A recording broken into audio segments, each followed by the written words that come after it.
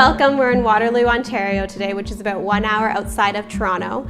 I'm Kendra Bester from Kendra Bester Design, and today we're going to show you how we revamped this gorgeous kitchen to transform it from that 80s dark oak to something that is white and airy and bright and something that you're going to want to cook in every day. The most important thing that we did was change up the layout just a little bit. We still kept the sink under the window. The fridge is in a similar spot, but a better spot because it's in this traffic flow area between the opening between the island and the stove, which makes it very convenient to get something quickly when you're cooking.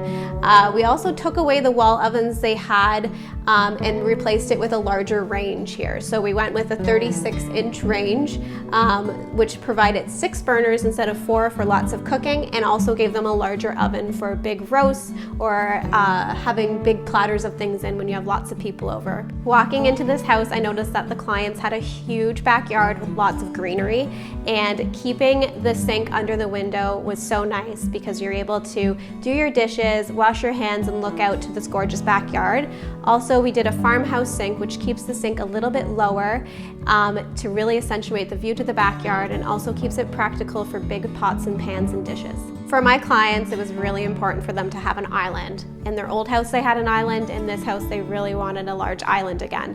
Since the space was kind of limiting because of the floor plan, it was very tough to get an island with standard out-of-the-box cabinets, because this island's actually only 24 inches wide, and a standard base cabinet is 24 inches wide, which would work, but then they wouldn't have seating for their kids. So doing the custom cabinets, we were able to do a narrow bank of drawers across the front, and that way we were able to get seating in behind to still give them the best of both worlds. For materials, I love the look of marble countertops, but most of us know that's not practical, especially when you have kids and you like to entertain. So going with a quartz surface that looks like marble gives us the best of both worlds. The quartz is very durable. You don't have to worry about spills or staining anything on it, but it also gives you the look that a marble would give you in a kitchen with this light look of an off-white color with some gray veining going through it. Before in this house, the kitchen and entryway had tile, but the other rooms connecting to it had hardwood, and I felt like it was really chopping up the space. In order to really make it cohesive and all flow together, we decided to go with an engineered hardwood throughout almost the whole main floor except for the mudroom and laundry room. We decided to go with engineered hardwood because it's that much more durable with kids and also for water damage. Picking a backsplash was really important for this space because we wanted to add some type of interest, and we still really loved marble, and we were able to incorporate the real marble on the backsplash because it was more practical than having it on the countertop.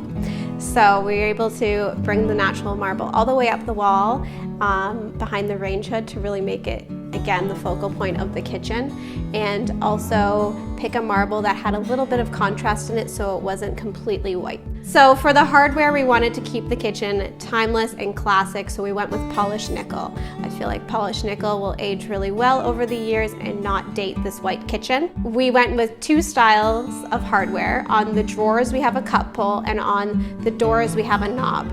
For the lighting fixtures, we decided to go with an aged brass. I liked using the aged brass on something that could be removed. So in 10 years from now, when maybe aged brass isn't as popular, we know that it's just a light fixture and it can be replaced. But I also love the amount of warmth that it brings to the space because the silver and white can be very cold if you don't add natural elements like wood tones or aged brass, which gives the warm tones to the space.